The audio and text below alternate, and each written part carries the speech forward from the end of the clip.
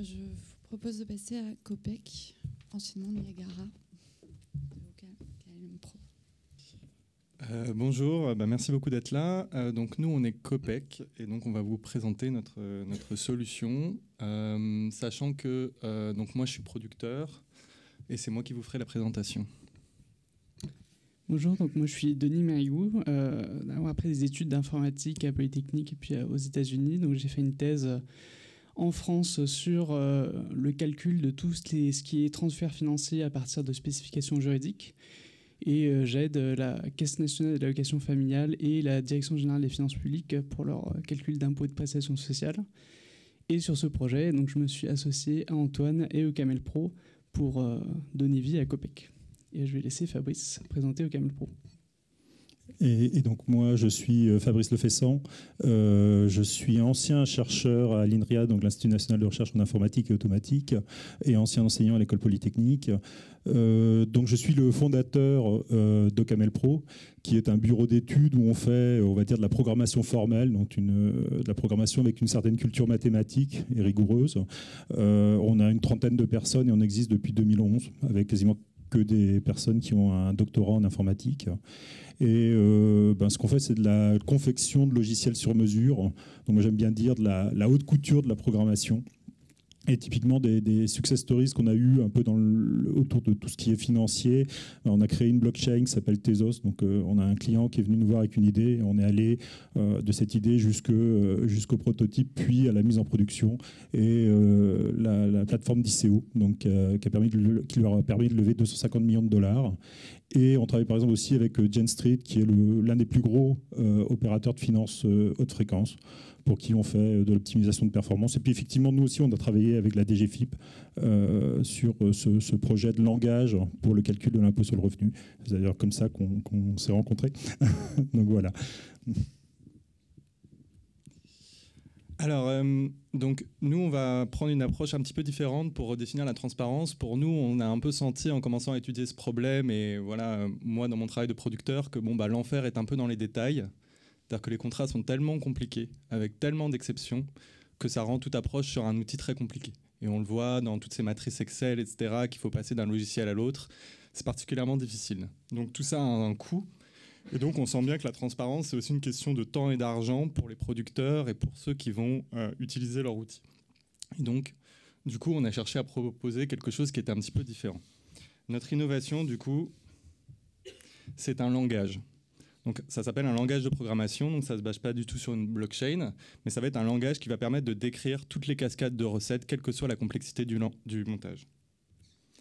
Alors qu'est-ce que c'est qu'un langage ? Un langage, c'est quelques briques, donc vous voyez ça comme des mots, et une syntaxe, c'est des règles.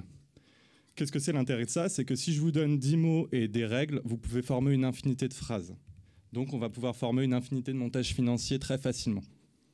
Ensuite, vous allez manipuler des mots.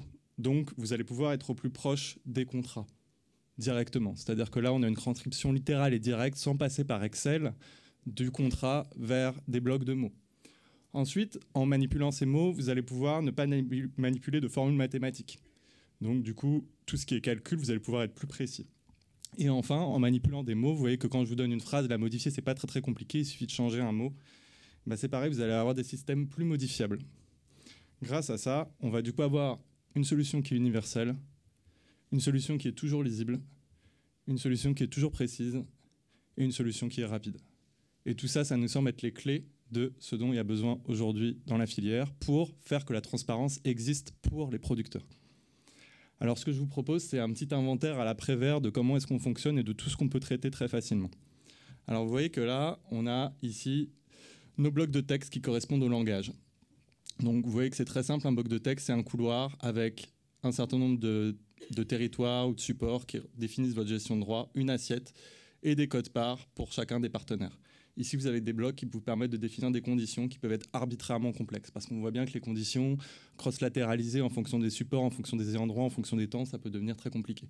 Là, ici, vous voyez qu'ici, ma récupération des frais, elle se fait territoire, support, support, support, c'est la cross-latéralisation qui est extrêmement explicite et que vous pouvez lire et que vous pouvez modifier. Ça, c'est les données et la manière de rentrer les données dans notre outil. Donc grâce à ça, vous avez un système qui est toujours lisible à tout instant. Ce système, il va vous permettre de faire des choses extrêmement compliquées. Par exemple, des commissions variables. Vous voyez qu'ici, on a un enchaînement 30, 25, 20, 15, avec 3 seuils différents. Ces seuils peuvent être définis, alors là, par exemple, en fonction de la recette brute, en fonction de la récupération des frais vendeurs, en fonction de la récupération du MG.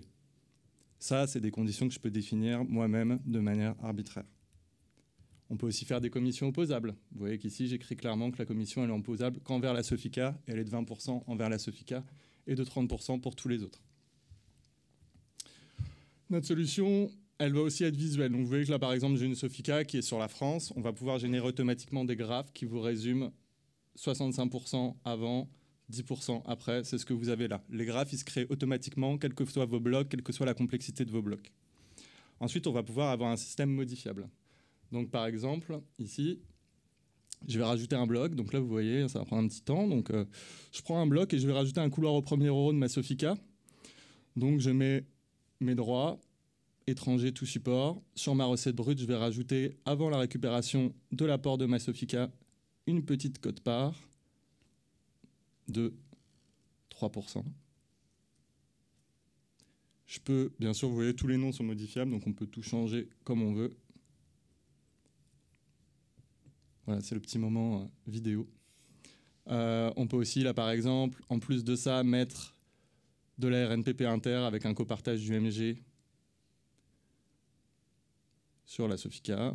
Bon, là, vous voyez, je m'amuse, donc je peux mettre plusieurs seuils. Éventuellement, quelque chose après le premium avec une RNPP résiduelle. Donc là, vous voyez qu'en moins d'une minute, je modélise un couloir très compliqué de Sofica que le logiciel va pouvoir gérer. Si je regarde ce qui se passe après, si je regarde ce qui se passe après, vous voyez que mon graphe il a évolué. On a bien ici le couloir Sofica au premier euro avant la récupération de l'apport. En bas, vous avez le couloir de la RNPP inter qui s'est créé avec la RNPP résiduelle. Tout ça, c'est généré automatiquement, donc vous pouvez vérifier en continu ce que vous rentrez dans le logiciel. Grâce à ça, vous l'avez compris, on peut gérer de manière très très simple les conditions de l'amortissement. Ici, j'écris la formule du CNC de l'amortissement telle qu'elle est définie dans les accords de transparence. La RNPP, 75% du soutien, le crédit d'impôt, les préventes égale le coût de film. Ici, je peux écrire mon événement. Vous voyez, vous commencez à lire le langage et donc à comprendre ce que ça dit.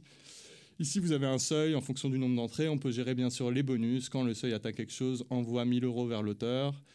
Aussi des bonus en fonction de la formule. Enfin voilà, après, la limite, c'est votre imagination. On gère bien sûr les règles du soutien automatique du CNC qu'on peut définir, qu'on peut modifier.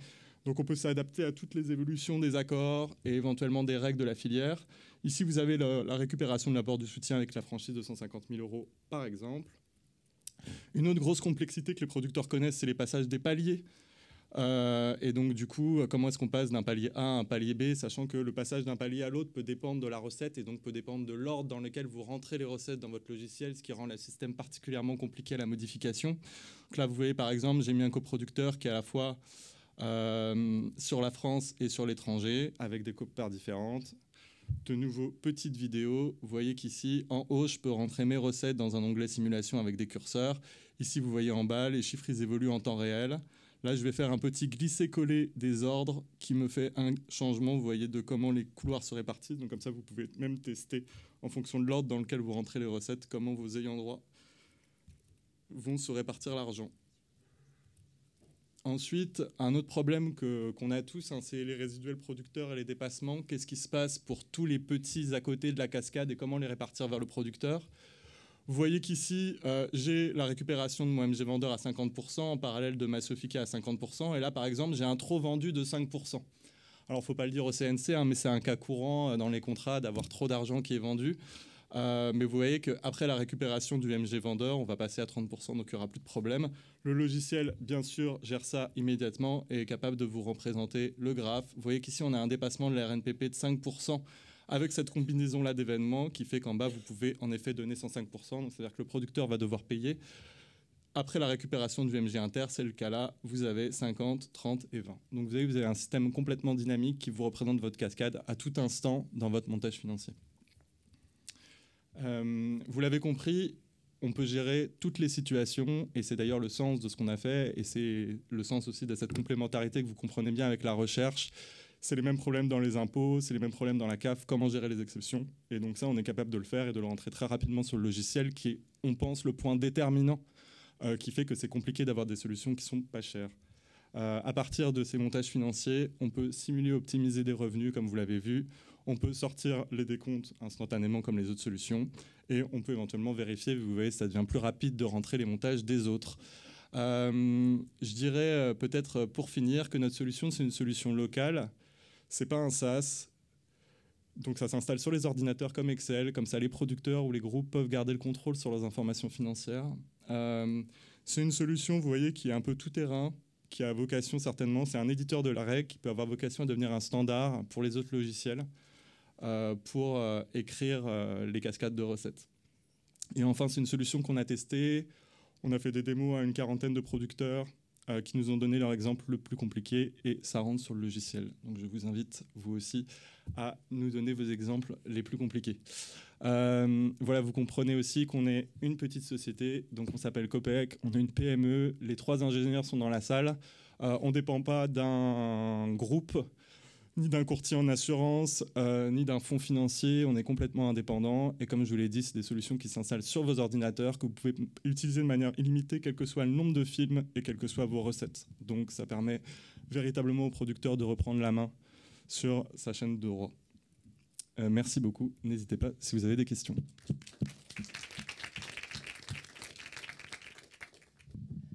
Merci, bravo, c'est très impressionnant. Donc, pardon, je suis Alice Lalande, directrice adjointe de l'audiovisuel. Les exemples que vous avez montrés étaient essentiellement autour des films. Donc voilà, la question c'est simplement, est-ce que pour l'audiovisuel, vous avez travaillé aux mêmes modélisations? Est-ce que vous avez été chercher les mêmes exemples et les mêmes exemples compliqués avec un même taux de retour? Oui. Oui, je vous ai présenté le cinéma. Alors, parce que moi, c'est un peu mon tropisme. Donc, c'est des exemples que je connais bien en tant que producteur. Après, les exemples de l'audiovisuel sont souvent un peu plus simples en termes de palier de récupération. Donc, c'est plus une affaire de règles. Et vous voyez, les règles, on n'a pas trop de problèmes à les rentrer. Après, c'est aussi que dans l'audiovisuel, il y a souvent énormément de données avec beaucoup de ventes en fonction des pays, en fonction des territoires. Donc, il y a plus une affaire de nombre. Et ça, nous, on croit que cet éditeur de règles, il se déploie dans des systèmes ou dans des groupes, dans des cataloguistes, etc., qui ont déjà une partie, disons, enfin, qui savent déjà agréger leurs données. Donc nous, en tout cas, on est capable, grâce notamment à l'expérience de Camel Pro, qui, vous l'avez compris, fait ça aussi pour des grosses structures, à créer des tuyauteries, disons, qui permettent de rentrer les gros amonts de données des cataloguistes vers notre moteur de calcul.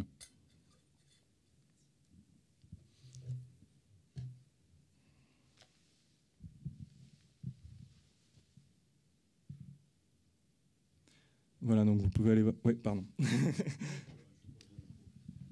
estimez à combien de pourcentage les cas... Ah, pardon, merci. Oui, juste une question. Vous estimez à combien de pourcentage les cas qui sont mathématiquement impossibles à calculer et à modéliser?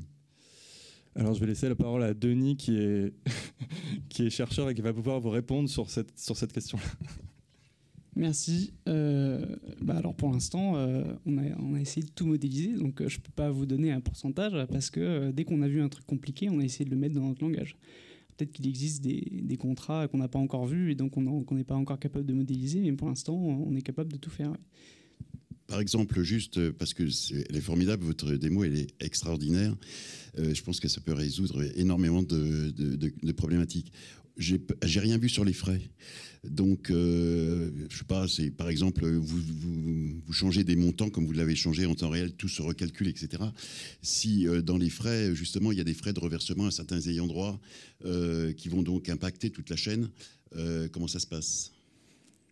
Ça, alors, il y a les frais d'éditeur qui, en fait, sont un montant qui est déclaré et, en fait, l'ordre dans lequel on rentre les frais et l'ordre dans lequel on rentre la recette, en fait, il va falloir échelonner ce versement. Et du coup, on peut passer le seuil, puis repasser en dessus, puis repasser. Donc ça, c'est des situations qu'on gère. Après, les frais de reversement, ça, c'est des trucs que... ça, je vais laisser Antoine. Si je réponds, les frais peuvent être aussi opposables en fonction des ayants droit. Oui. Donc vous pouvez avoir des systèmes d'asymétrisation de la cascade pour le producteur avec, comme je vous l'ai montré sur les commissions peuvent dépendre en fonction des ayants droit, les frais peuvent dépendre en fonction des ayants droit, et donc avoir ce système qui fait que finalement la cascade elle se différencie un petit peu en fonction des gens. Donc en fait le frais c'est un seuil qui peut être valable pour toute la cascade ou pour certains ayants droit. Et pour répondre aussi à votre question que vous dites sur combien de pourcentage on ne gère pas, donc ça si je vous dis qu'on gère tout, vous n'allez pas me croire et vous aurez raison.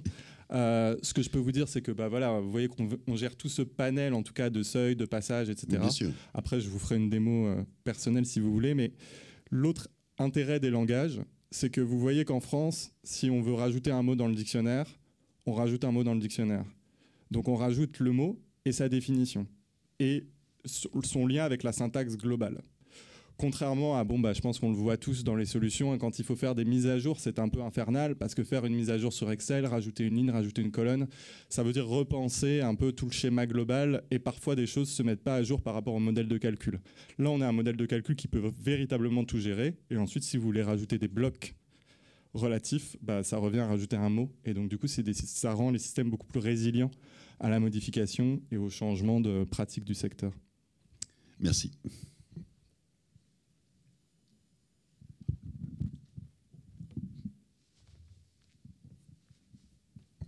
Merci beaucoup. Merci. Et n'hésitez pas à aller sur notre site, on mettra une partie des exemples qu'on a présentés ici.